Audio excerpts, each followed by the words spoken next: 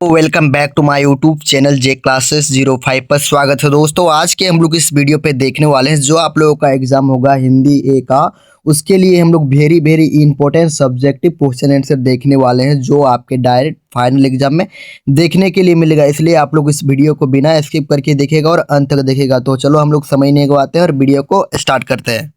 Number 1 में दिया गया है कि गोपियों के अनुसार राजा का धर्म क्या होना चाहिए। तो पॉइंट नंबर 1 में लिखेगा मेरे प्यारे दोस्तों को राजा को अपनी प्रजा की रक्षा करना चाहिए।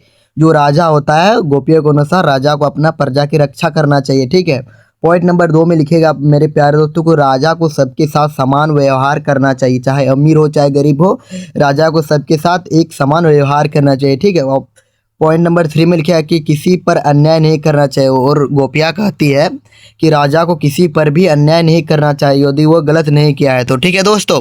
और पॉइंट नंबर 4 में लिखा है कि गरीब और दुखी लोगों की मदद करना चाहिए। जो राजा होता है उसको कहा गया है कि गोपियों के अनुसार कि गरीब और जो दुखी लोग हैं उसकी मदद करनी चाहिए, ठीक है दोस्तों। अब पॉइंट नंबर 5 में लिखेगा मेरे प्यारे दोस्तों को राजा को प्रजा के सुख दुख का ध्यान करना चाहिए, यानी कि ध्यान रखना चाहिए, ठीक है। मतलब राजा को देखना चाहिए कि सुख दुख प्रजा में क्या क्या हो रहा है, क्या क्या दुख सुख हो रहा है, तो उस सभी का ध्यान रखना चाहिए, ठीक है मेरे प्यारे दोस्तों। और पॉइंट नंबर 6 में लिखेगा कि प्रजा की भलाई के लिए हमेशा काम करना चाहिए और जो राजा होना चाहिए गोपियों के अनुसार वो भलाई करने के लिए हमेशा काम करना चाहिए, ठीक है। तो मुझे आशा है कि आप लोग समझ में आ गया और आप लोग लिख लेंगे, ठीक है। और मैं आप लोगों को बिल्कुल ईजी भाषा में दे रहा हूँ, ठीक है। अब क्वेश्चन नंबर 2 कि संगीतकार जैसे व्यक्ति संगीत के अलावा किन क्षेत्रों में दिखाई देते हैं। तो किन क्षेत्रों में दिखाई देते हैं, तो ऐसे लोग खेल के क्षेत्र में भी मिलते हैं। जो संगीतकार जो लोग होते हैं वैसे लोग खेल के क्षेत्र में भी मिलते हैं। वे कला और चित्रकारी में भी दिखाई देते हैं और जो वो कला और चित्रकारी में भी दिखाई देते हैं, ठीक है। कई और पॉइंट नंबर 3 की साहित्य और लेखन के क्षेत्र में भी होते हैं, ठीक है दोस्तों। उसके 4 में कि समाज सेवा में भी अपना योगदान देते हैं और हर काम में पूरी लगन दिखाते हैं और अपनी कार्यों के अनुसार और मेहनत करते हैं, ठीक है मेरे प्यारे दोस्तों। जो संगीतकार जैसे लोग व्यक्ति संगीत के अलावा किन किन क्षेत्र में भी देखते हैं, मतलब संगीत के अलावा तो ये सभी को दिखाई देते हैं, ठीक है दोस्तों। तो मुझे आशा है कि आप लोगों को क्वेश्चन नंबर 2 भी समझ में आ गया होगा। अब क्वेश्चन नंबर 3 की ओर बढ़ते हैं दोस्तों। तो पूछा गया है कि जॉर्ज पंचम की नाक को पुनः लगाने के लिए मूर्तिकार ने क्या प्रयास किया। जो जॉर्ज पंचम का जो नाक जो टूट गया था उसको लगाने के लिए मूर्तिकार ने क्या प्रयास किया, ठीक है। तो पॉइंट नंबर 1 में लिखेगा मेरे प्यारे दोस्तों कि मूर्ति की टूटी नाक देखकर मूर्तिकार परेशान हुआ। जो मूर्ति का जो वो टूटी नाक देखा तो मूर्तिकार परेशान हो गया, ठीक है मेरे प्यारे दोस्तों। और पॉइंट नंबर 2 में लिखेगा कि उसने नई नाक बनाने का निर्णय लिया और जो था मूर्तिकार उसने निर्णय लिया कि अब नया नाक ही लगाना चाहिए, ठीक है। अलग अलग आकार का नाक बनाई और वो उसने अलग अलग आकार का नाक बनाया, ठीक है। वो मूर्ति पर नाक फिट करने की कोशिश की और मूर्ति पर जो नाक है उसको फिट करने की कोशिश की, ठीक है मेरे प्यारे दोस्तों। उसके बाद पॉइंट नंबर 5 में लिखेगा कि कई बार असफल होने के बाद फिर प्रयास किया लेकिन वो असफल भी हो रहा था, लेकिन फिर भी वो कोशिश कर रहा था, ठीक है। अंत में सही नाक लगाकर मूर्ति ठीक हुई, ठीक है। और अंत में ये मूर्तिकार ने बहुत प्रयास किया तो भी उसने अंत में एक लास्ट में नाक बनाया और वो सही हो गया, ठीक है दोस्तों। तो मुझे आशा है कि क्वेश्चन नंबर 3 भी समझ में आ गया। क्वेश्चन नंबर 4 की में पूछा गया है कि अट नहीं रही है, जो अट नहीं रही है कविता में प्रकृति की व्यापक कैसी दिखाई गई है, ठीक है मेरे प्यारे दोस्तों। तो आंसर में लिखा है कि चारों ओर हरियाली दिखाई देती थी।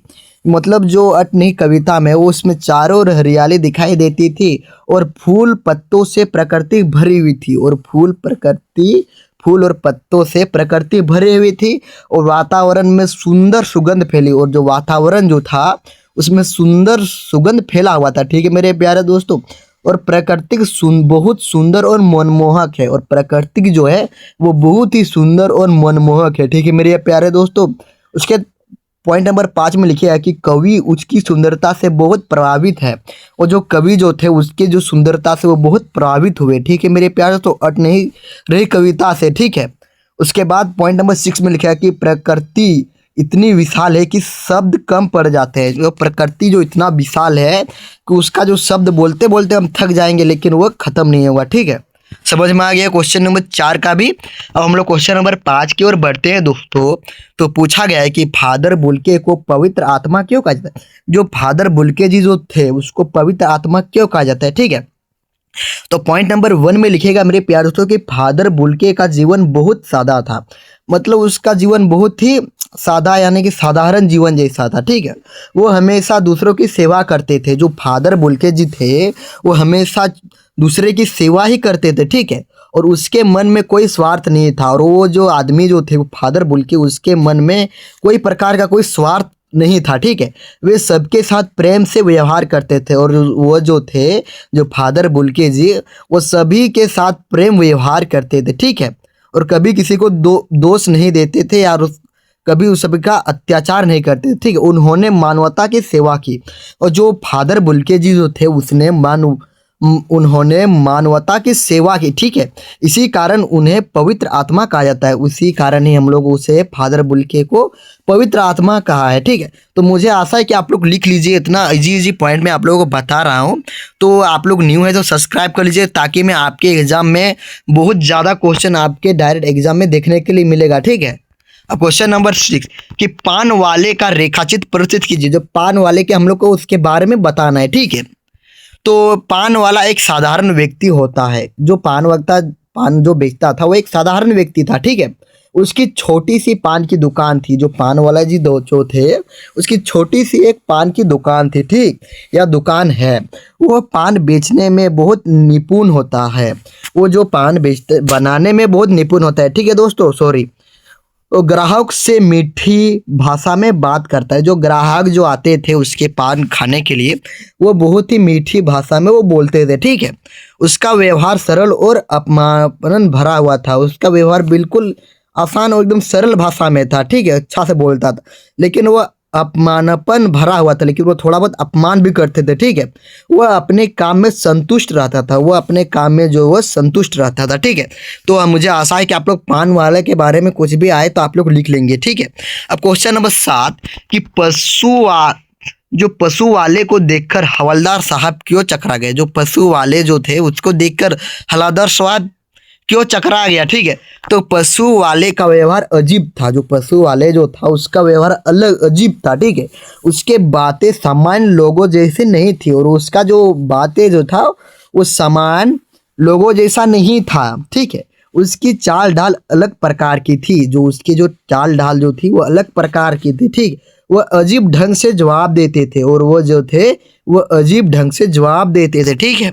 उसका पॉइंट नंबर 5 में लिखिएगा मेरे प्यारे दोस्तों कि हवलदार साहब उसके बात नहीं मानना समझ नहीं पाए। मतलब हवलदार साहब उसकी बात नहीं समझ पाए, ठीक है, या समझ नहीं पाए।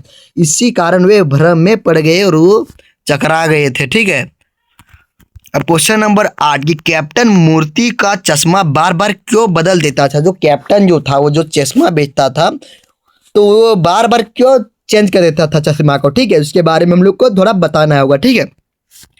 तो इसमें लिखिएगा मेरे प्यारे दोस्तों कि कैप्टन देशभक्त का दिखावा करता था। जो कैप्टन जो था वो देशभक्ति का दिखावा नहीं करता था, वो देशभक्ति ही था, ठीक है।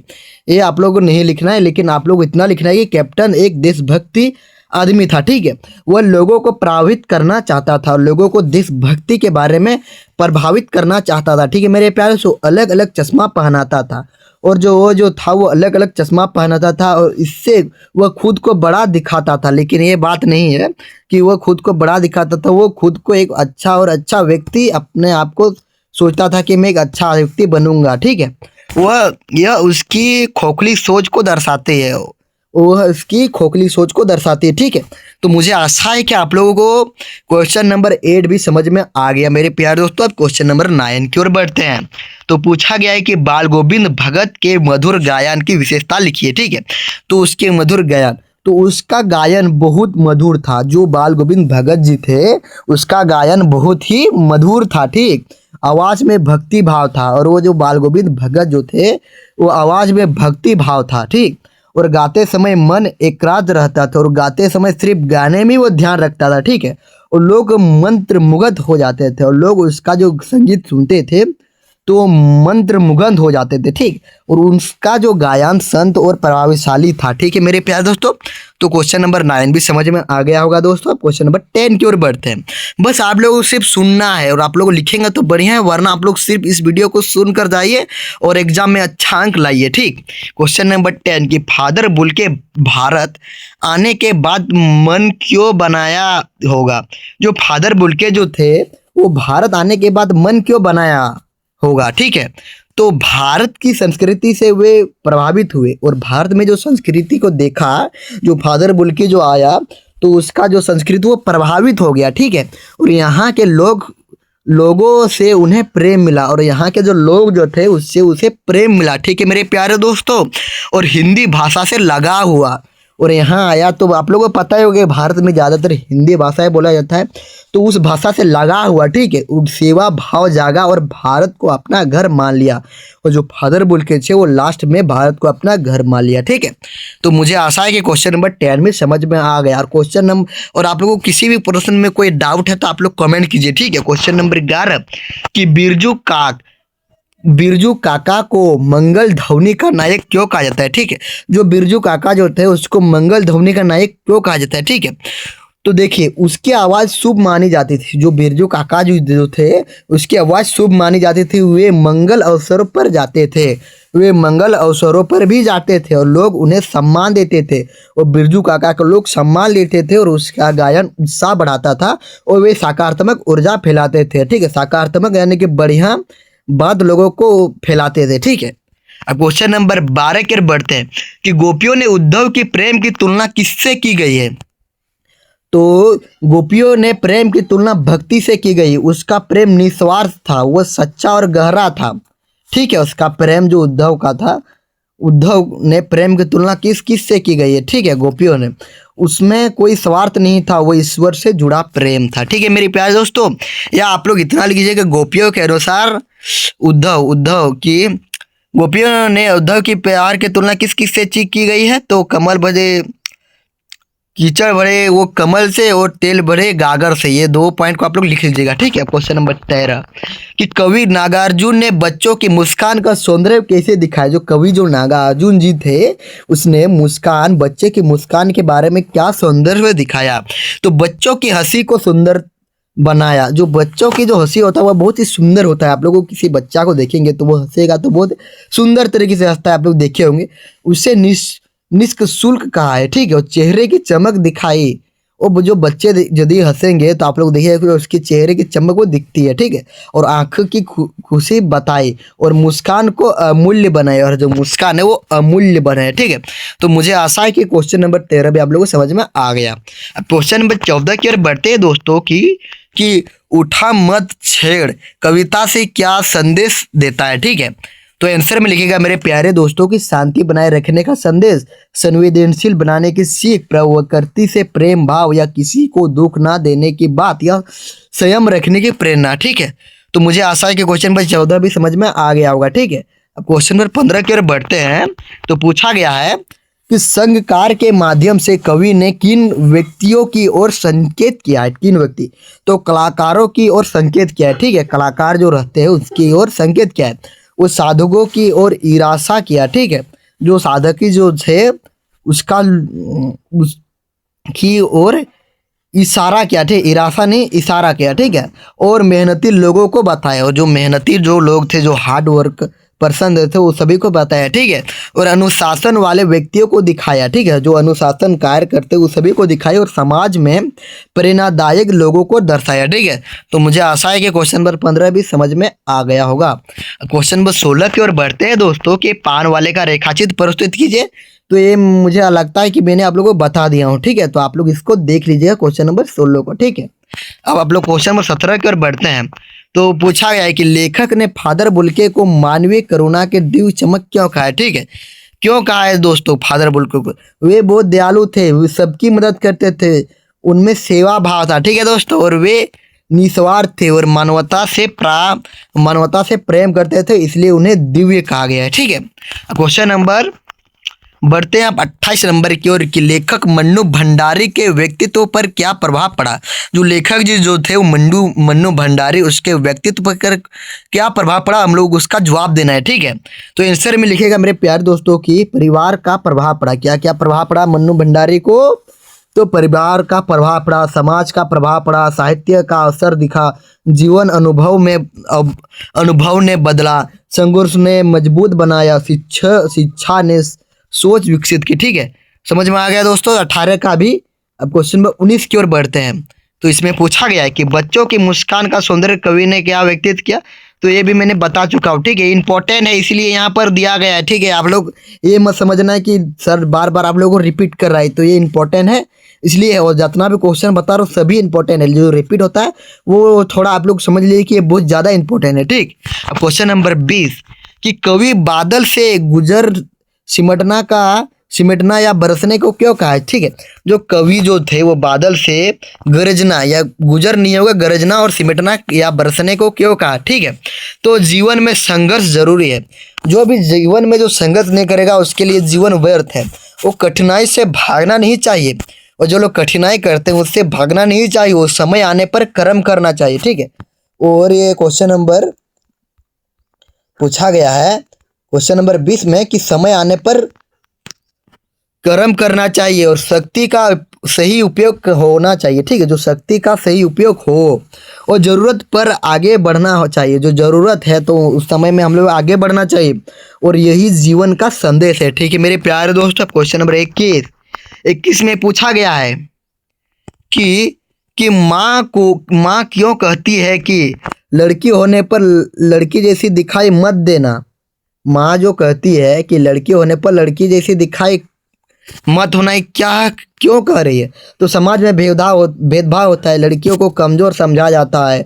माँ सुरक्षा चाहती है और आत्मनिर्भर बनने की सीख है, और साहसी बनने की प्रेरणा देती है। ठीक है, और बराबरी का संदेश है। ठीक, तो समझ में आ गया दोस्तों। क्वेश्चन नंबर 22 कि शिल्पकार रोशन में लेखिका को कौन सी सम्मानित कर रहा था। तो कौन से सम्मानित, समाज के लोग, साहित्यक प्रेमी, कलाकार वर्ग, सम्मान समारोह आयोजन प्रसंग लोग। ठीक, समझ में आ गया। क्वेश्चन नंबर 23 कि वाक्य किसे कहते हैं, वाक्य के भेद लिखे। जो वाक्य है तो हम लोग वाक्य किसे कहते हैं, तो वाक्य हम लोग कहते हैं शब्दों का स्वार्थ समूह को हम लोग वाक्य कहते हैं। और कथात्मक वाक्य भी होता है, प्रश्नवाचक वाक्य भी होता है, और आज्ञावाचक वाक्य भी होता है, और विस्मयादिबोधक वाक्य होता है। ठीक है, अब क्वेश्चन नंबर बढ़ते हैं अब, और एक होता है लास्ट में इच्छावाचक वाक्य। ठीक, अब क्वेश्चन नंबर बढ़ते हैं अब 24 नंबर की ओर कि उद्धव के विवाह की तुलना किससे की गई है। तो उद्धव बहुत ज्ञानी थे, वे तर्क की बात करते थे, गोपियों का प्रेम भावनात्मक था, उद्धव का व्यवहार शुष्क था, इसलिए उसकी तुलना निर्जीव वस्तु से की गई है। ठीक, अब क्वेश्चन नंबर 25 की उत्साह कविता में बादल को क्या कह रहे थे। ठीक है, तो बादल को क्या कहते थे। ठीक, तो कवि बादल से आगे बढ़ने को कहते हैं। ठीक है, और डरने से मना करता है, और संघर्ष की प्रेरणा देता है, और समय आने पर बरसने को कहता है, और कर्म करने का संदेश देता है। ठीक, क्वेश्चन नंबर 26 कि बच्चे की दुर्लभ मुस्कान का कवि के मन पर क्या प्रभाव पड़ा। ठीक है, जो बच्चे की दुर्लभ जो मुस्कान जो थी वो कवि के मन पर क्या प्रभाव पड़ा। ठीक, तो कवि का मन प्रसन्न हो गया, यानी कि वो खुश हो गया। ठीक है, उस मुस्कान को देखकर। ठीक, उसे शांति मिलती है, और बच्चे का जो मुस्कान देखकर उसे शांति मिलती है, और जीवन में आशा जागती है, और बालपन की याद आती है, और बचपन का याद आता है कि हम लोग भी ऐसे छोटे थे तो हम लोग भी ऐसे हंसते थे, हम लोग खेलते थे, तो बचपन का भी याद आ जाता है, और मन में आनंद भर जाता है, और मन में उस सभी को हम लोग सोचते हैं तो आप लोगों को आनंद तो आ ही जाता होगा। ठीक है, तो मुझे आशा है कि ये क्वेश्चन आप लोगों को समझ में आ गया और लिख लेंगे। ठीक है, परीक्षा में। ठीक, क्वेश्चन नंबर 26 का क्वेश्चन नंबर 27 कि गिरिजा कुमार माथुर अथवा रघुवीर सहाय की किन्हीं दो रचनाओं के नाम लिखिए। ठीक है, तो गिरिजा कुमार माथुर धूप के धान, और एक ठो लिखना होगा कि नाव। ठीक, और रघुवीर सहाय ने जो इसका भी एक रचना जो था वो लोग भूल गए हैं और आत्महत्या के विरुद्ध। ये दोनों का एक प्रकार का क्या हुआ, ये एक अथवा किन्हीं दो रचनाएं है। ठीक है, अब क्वेश्चन नंबर 28 की नेताजी की मूर्ति का निर्माण किसने कराया था? जो नेताजी जो थे सुभाष चंद्र बोस, उसका जो मूर्ति का निर्माण किसने कराया था? ठीक, ये बताया जा रहा है। और निर्माण किसने कराया? तो नेताजी नेताजी देश के महान नेताजी, जो नेताजी जो थे सुभाष चंद्र बोस जी, वो देश के एक महान नेता थे। उसकी याद में मूर्ति बनी, उसी के याद में ही मूर्ति बनाया गया था। मूर्ति जनता के सहयोग से बनी थी। और मूर्ति जो बनाया गया था जो नेताजी सुभाष चंद्र बोस जी का, वो जनता के सहयोग से ही बनाया गया था और प्रशासन की अनुमति ली गई। और जो प्रशासन जो थे, यानी कि पुलिस प्रशासन, यानी कि अन्य प्रकार के प्रशासन, तो सबका जो अनुमति लिया गया तभी वहाँ पर बनाया गया। और देशभक्त के कारण मूर्ति बने, और देशभक्त आदमी जो थे वो नेताजी, उसी के कारण से वहाँ पर मूर्ति बनाया गया था। ठीक है दोस्तों, तो मुझे आशा है कि क्वेश्चन नंबर 28 भी आप लोगों को समझ में आ गया होगा। ठीक, अब क्वेश्चन नंबर 29 की ओर बढ़ते हैं दोस्तों, कि बाल गोविंद भगत की टोपी कैसी होती थी? जो बाल गोविंद भगत जी थे, उसकी टोपी कैसी होती थी, इसके बारे में हम लोगों को इसमें विस्तार पूर्वक बताना होगा। तो पॉइंट नंबर 1 में लिखेगा, मेरे प्यारे दोस्तों की टोपी बहुत सादी होती थी। उसका जो टोपी होता है वो सादी यानी कि सफ़ेदी होती थी। ठीक, वो सफ़ेद रंग की होती थी। उसका उनकी पहचान थी, वो टोपी जो थी वो बाल गोविंद भगत की वो एक पहचान थी। ठीक, वो साधारण जीवन दर्शाती थी और उसके व्यक्तित्व से मेल खाती थी। ठीक, तो मुझे आशा है ये क्वेश्चन नंबर 19 भी समझ में आ गया। अब क्वेश्चन नंबर 30 कि लखनवी अंदाज पाठ में लेखक ने साइकिल लस्सी का ठेला क्यों खरीदा था? जो लखनवी जो अंदाज पाठ में लेखक ने साइकिल लस्सी का ठेला क्यों खरीदा? तो लेखक को लस्सी बहुत पसंद थी। जो लेखक जो थे उसको लस्सी बहुत ही पसंद थी और ठेला सस्ता था। और ठेला जो था वो सस्ता था और लखनवी शान दिखाते थे और सुविधा के लिए खरीदा और स्थानीय संस्कृति से जुड़ा था। ठीक दोस्तों, इसीलिए ही लखनवी अंदाज में लेखक ने साइकिल लस्सी का ठेला खरीदा। ठीक, क्वेश्चन नंबर अब 31 की ओर बढ़ते हैं कि संस्कृति क्या है? संस्कृति के बारे में लोग बताना है। तो संस्कृति जीवन जीने का तरीका है, ये परंपराओं से बनती है। और जो संस्कृति है वो परंपरा से बनती है और रीति रिवाज शामिल होती है। और संस्कृति में रीति रिवाज शामिल होती है और भाषा और पहनाव होता है और समाज की पहचान होती है। ठीक, तो मुझे आशा है कि क्वेश्चन नंबर 31 भी आप लोग लिख लीजिएगा। ठीक, क्वेश्चन नंबर 32 के भगवान ना लड़े के माध्यम से कौन सी भावना व्यक्त की गई? जो भगवान ना लड़े उसके माध्यम से भावना व्यक्त की गई क्या क्या? तो पॉइंट नंबर 1 में लिखिएगा कि शांति का भावना, शुद्ध का विरोध, शुद्ध नहीं है दोस्तों, युद्ध है, सॉरी दोस्तों, मानवता का संदेश, प्रेम और करुणा, अहिंसा का विचार और भाईचारे की सीख। ठीक है दोस्तों, यही सब है। इसका राइट आंसर हो जाएगा क्वेश्चन नंबर 32 का, और समझ में आ गया होगा। क्वेश्चन नंबर 33 कि माँ क्यों कहती है कि लड़की होकर लड़की जैसा मत दिखाई देना? तो ये बहुत इंपॉर्टेंट है, फिर भी एक बार बता दे रहा हूँ कि समाज में भेदभाव होता है, लड़कियों को कमजोर समझा जाता है, माँ सुरक्षा देती है, आत्मनिर्भर बनने की सीख है, साहसी बनने की प्रेरणा, बराबरी का संदेश। ठीक, क्वेश्चन नंबर 34 कि संकेतन के माध्यम से कवि किस प्रकार के व्यक्तियों की ओर संकेत करता है? ठीक है, किस प्रकार के व्यक्तियों की ओर संकेत करता है संकेतन के माध्यम से? तो मेहनती लोगों की ओर, कलाकारों की ओर, साधकों की ओर, अनुशासन व्यक्तियों की ओर, संघर्षशील लोगों की ओर, प्रेरणादायक व्यक्तियों की ओर। ठीक है दोस्तों, अब क्वेश्चन नंबर 35 सेनानी ना होते हुए भी बच्चे वाले लोग कैप्टन क्यों कहलाते हैं?